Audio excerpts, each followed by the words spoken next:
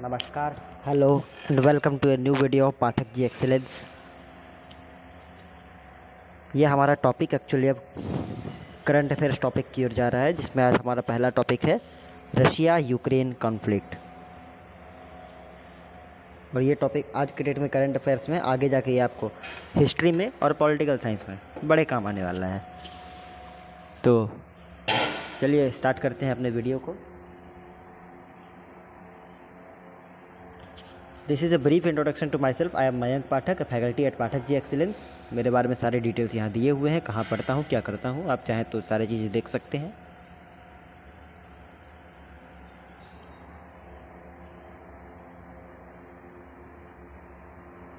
आज हम लोग देखने क्या क्या वाले हैं, ज़रा उस पर नज़र डालते हैं। हम लोग देखेंगे हिस्ट्री, क्या हिस्ट्री थी उसकी, यूक्रेन की, रशिया की। उसके बाद यूक्रेन फॉर्मेशन कैसे हुआ, फिर प्रेजेंट कंडीशंस क्या हैं, अमेरिका और नाटो का रोल क्या था, ये बड़ा मैटर क्यों है, और इंडिया और बाकी दुनिया पे इसका क्या असर पड़ेगा।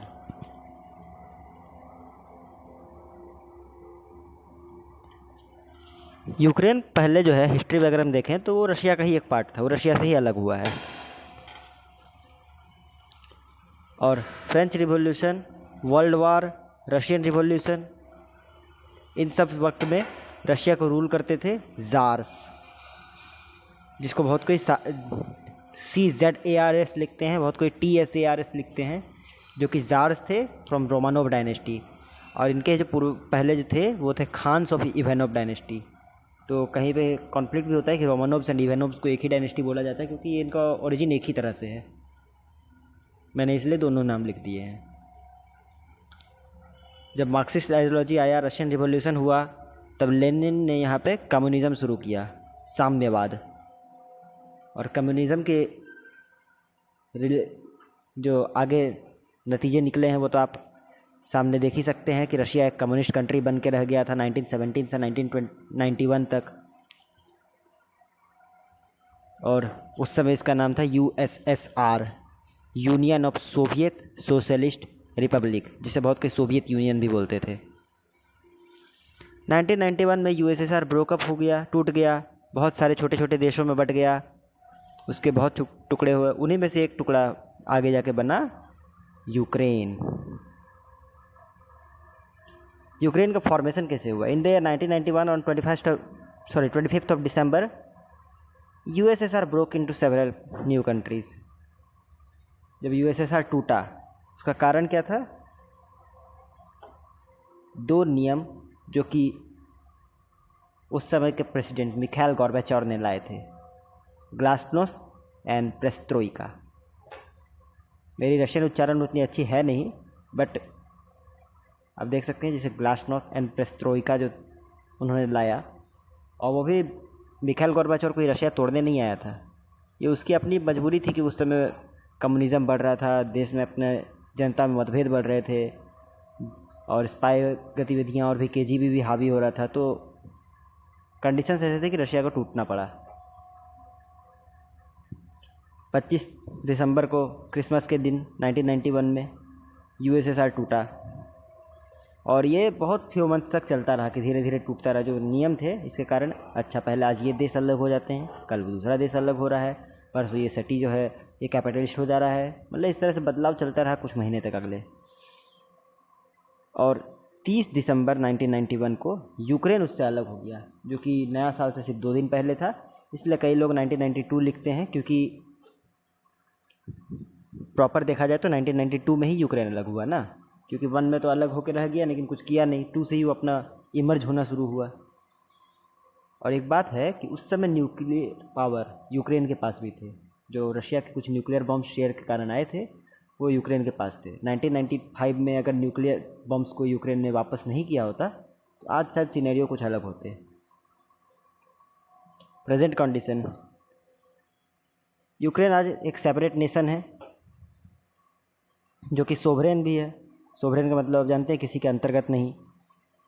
और यूक्रेन के नेबर्स हैं Russia, Poland, Austria and other Balkan countries. Balkan countries इन्हें इसलिए बोलते हैं क्योंकि वहाँ बगल से एक समुद्र है जिसको बॉल्कन सी बोलते हैं, और उसके अगल बगल जितने देश आते हैं सर्बिया हो गया, रोमानिया हो गया, ये सारे बाल्कन कंट्रीज़ कहलाते हैं। यूएसए जो है यूक्रेन के साथ रिलेशन अच्छे बनाना चाहता है, जो कि कोई गलत बात तो नहीं है, लेकिन यूक्रेन के पुराने इतिहास को देख के ये गलत ही लगता है। क्योंकि अब देख लीजिए, सिंपल सी बात है, फ़र्ज़ कीजिए भारत और ब्रिटेन के दुश्मनी हो गई है बहुत अच्छे हाल में, मतलब दोनों में बिल्कुल भी नहीं बनती और दोनों एक दूसरे के कट्टर कॉम्पिटिटर्स। अगर ब्रिटेन आके श्रीलंका बांग्लादेश से दोस्ती करेगा, जो कि भारत के कंट्रीज़ हैं, मतलब नेबरिंग कंट्रीज़ हैं, तो भारत उसको रोकना चाहेगा, बोलेगा कि भाई तुमको जो चाहिए तुम मेरे से लो, उससे क्यों दोस्ती कर रहे हो, हम लोग साथ में काम करेंगे, अपने आपस में पड़ोसी देश से हम लोग ज़्यादा अच्छा कर सकते हैं, ये बोलेगा।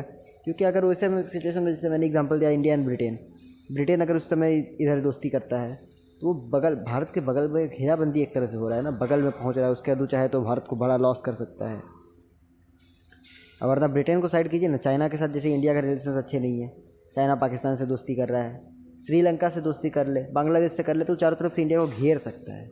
एक तरफ से तो खुद है, अमेरिका पड़ोसी नहीं है रशिया का। अमेरिका अगर इधर से धीरे धीरे दोस्ती बढ़ाएगा, सपोज़ कीजिए वो यूक्रेन से बढ़ाता है, पोलैंड से बढ़ाता है, जापान से बढ़ाता है, मंगोलिया से बढ़ाता है, तो रशिया को कई कोनों से वो घेरने की कोशिश कर सकता है ना। इन लोगों के पुराने रिलेशन से अच्छे नहीं रहे हैं, एक कम्युनिस्ट ब्लॉक है, एक कैपिटलिस्ट ब्लॉक है। इसलिए रशिया ने बोला था कि यूक्रेन को नाटो से, यूएसए से कोई दोस्ती नहीं बढ़ाने। नाटो कंट्रीज़ यानी कि नॉर्थ अमेरिकन ट्रेडी ऑर्गेनाइजेशन है शायद, या ट्रेड ऑर्गेनाइजेशन, तो उनसे जो अमेरिका के अंडर आते हैं वो कैपिटलिस्ट ब्लॉक कंट्रीज़ हैं, उनसे कोई दोस्ती नहीं बढ़ाने। बट यूक्रेन उनसे अच्छे रिलेशंस रख रहा था, और यही कारण था कि यूक्रेन जो है रशिया को कुछ बोल भी रहा था, धमकी दे भी पा रहा था। क्यों? क्योंकि रशिया से उनके रिलेशंस अच्छे थे। लेकिन जो अभी ख़राब हुए, अब इनके अमेरिका से रिलेशन अच्छे हो रहे थे और अमेरिका पीछे पूरा सपोर्ट दे रहा था कि नहीं तुम लड़ो, हम पीछे हैं। आगे जाके अमेरिका पीछे हट गया, वो उनका अलग मैटर है। Role of America and NATO. America और नाटो का रोल यहाँ पे ये था कि अमेरिका ने ही यूक्रेन को उकसाया और बाद में वो पीछे हट के उसका बैंड बजाया। आप समझ सकते हैं, यूक्रेन जो कि बांग्लादेश के साइज़ का कंट्री है, जो उससे छोटा ही होगा, पावर उसका बांग्लादेश से थोड़ा ज़्यादा है मानते हैं, लेकिन जिस तरह इंडिया का पावर, इंडिया और बांग्लादेश का पावर में ज़मीन आसमान का अंतर आ जाता है, रशिया और यूक्रेन के पावर में ज़मीन आसमान क्या, आसमान के भी आसमान का अंतर आ जाता है। रशिया के पास बहुत एटॉमिक पावर है, शायद तक दुनिया में सबसे ज़्यादा।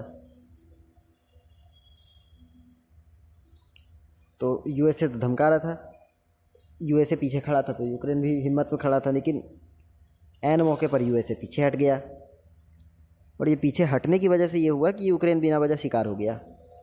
अगर ये यूएसए पहले ही पीछे हट गया होता तो यूक्रेन शायद रशिया से आराम से संधि कर लेता, ट्रीटी साइन करता और दोनों आपस में विकास करते, लेकिन अमेरिका लड़ा के पीछे हट गया। और दूसरी बात ये कि यूक्रेन का सपोर्ट यूएसए इसलिए कर रहा था, तब तक उसे लग रहा था कि शायद रशिया युद्ध नहीं करेगा।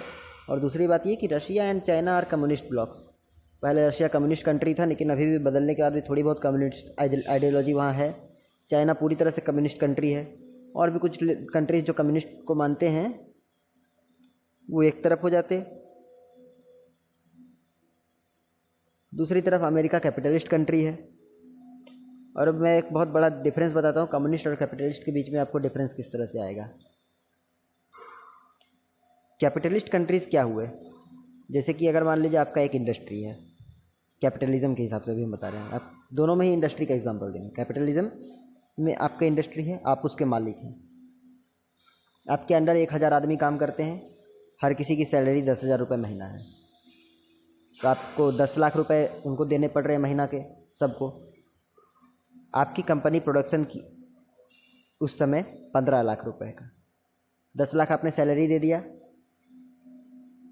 1 लाख मान लीजिए आपकी खुद की सैलरी है, 2 लाख प्रोडक्शन है, तो बच गए कितने? 2 लाख जो बच गए वो किसके होंगे? वो आपके होंगे, प्रॉफिट, कंपनी के हेड आप हैं। लेकिन यहीं पे कम्युनिस्ट ब्लॉक क्या कहता है, या कम्युनिस्ट नेचर क्या कहता है कि ये जो 2 लाख बच गए हैं ये उन 1000 में शेयर किए जाएंगे, उनके हिसाब से शेयर होगा सबके साथ, ये नहीं कि पूरा का पूरा आपका होगा। ये अच्छा चीज़ है कम्युनिज्म का, छोटा सा, कि सबको शेयर देता है, लेकिन ये जब एक्सट्रीम हो जाता है तो ये कम्युनिज्म हानिकारक भी हो सकता है। आप चाइना में देख ले सकते हैं इसका एग्जांपल, किस हद तक उसमें मतलब किसी के पास कोई राइट्स ही नहीं है कम्युनिज्म में, फिर उसके बाद नहीं जो हम बोल रहे हैं वही होगा वाला, तो वो गड़बड़ है। तो ये कैपिटलिस्ट और कम्युनिस्ट के यही आइडियोलॉजिकल बैरियर के कारण वर्ल्ड वार सेकेंड के टाइम से ही थोड़ा बहुत मतभेद आना शुरू हो गया था। यूक्रेन जो है बाद में सिर्फ बैटल फील्ड बन गया रशिया और अमेरिका का, इससे जब अमेरिका पीछे हट गया तो यूक्रेन बैटल फील्ड भी नहीं रहा। यूक्रेन का ऐसा है, ये बड़ा मैटर क्यों है? Russia and USA both are super powers with atomic weapons which will cause a vast destruction. USA अभी भी पीछे तो हटा है, लेकिन कोई उसका कुछ बोल नहीं सकते, वो कभी भी वापस आने का भी हिम्मत रखता है।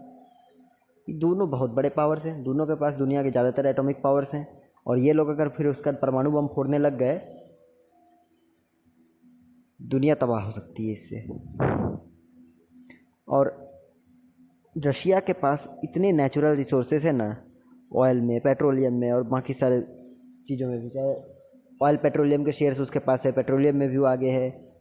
नेचुरल, अगर तुम नेचर की बात करें तो ग्रेट साइबेरियन फॉरेस्ट उसके पास है, बहुत सारे जीव वहाँ रहते हैं उसमें।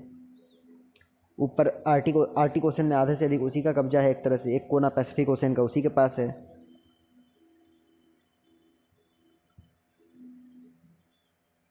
और यूएसए और रशिया दो डिफरेंट आइडियोलॉजी है। अगर वॉर होता है तो जैसे भाई अभी फ्रांस ने भी सपोर्ट किया, ब्रिटेन ने किया, ये लोग कैपिटलिस्ट कंट्रीज़ हैं, ये लोग सीधे सीधे बोलेंगे हम यूएसए के साथ हैं। जो कम्युनिस्ट कंट्रीज़ है जैसे चाइना, वो बोलेंगे हम रशिया के साथ हैं। और ये लोग अगर फिर से अलायंस बना के लड़े तो बहुत बड़ा चांस है कि वर्ल्ड वार 3 हो जाए, जो कि अभी यूएसए के पीछे हटने से चांस कम लग रहा है। बट जैसे कि मैंने बोला, यूएसए की कोई गारंटी नहीं है, जिसको कोई फ़ायदा नहीं था उसका, तब भी उसने वियतनाम पे जब अटैक कर दिया था, तो यहाँ पे तो उसके थोड़े बहुत फ़ायदे भी झलक में आ रहे हैं, कुछ भी कर सकता है वो। तो ये वर्ल्ड वार के कंडीशंस भी बना सकते हैं ये लोग।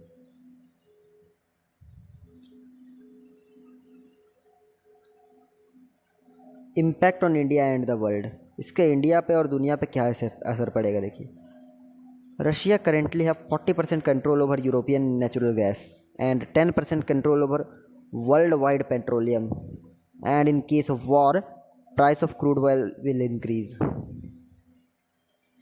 यूरोप के जितना भी नेचुरल गैस यूज़ होता है उसका 40% शेयर और कंट्रोल रशिया के पास है। अगर रशिया ने सप्लाई बंद कर दिया तो यूरोप में नेचुरल गैस की किल्लत हो जाएगी, और उसके बाद जो होता है जैसे 2 रुपये का सिलेंडर 5 रुपये, वैसा हाल हो जाएगा। और यहाँ सिलेंडर नेचुरल गैस में एलपीजी, सीएनजी सब कुछ आते हैं। ऊपर से दुनिया भर का भी शायद कितना 14% के आसपास उसके पास होल्ड है, यूरोप का तो 40% है, और 10% आसपास इनका दुनिया भर में पेट्रोल का कंट्रोल है। पेट्रोलियम पे कौन? अरब कंट्रीज़ के बाद रशिया ही ज़्यादा कंट्रोल करता है। तो अगर उसने ये सब सप्लाई बंद किए तो पेट्रोल के भी प्राइस वर्ल्ड वाइड बढ़ेंगे। ऐसे ही भारत में पेट्रोल के कम प्राइस नहीं है, बहुत ज़्यादा है, और बढ़ जाएंगे तो लोगों की हालत ख़राब हो जाएगी।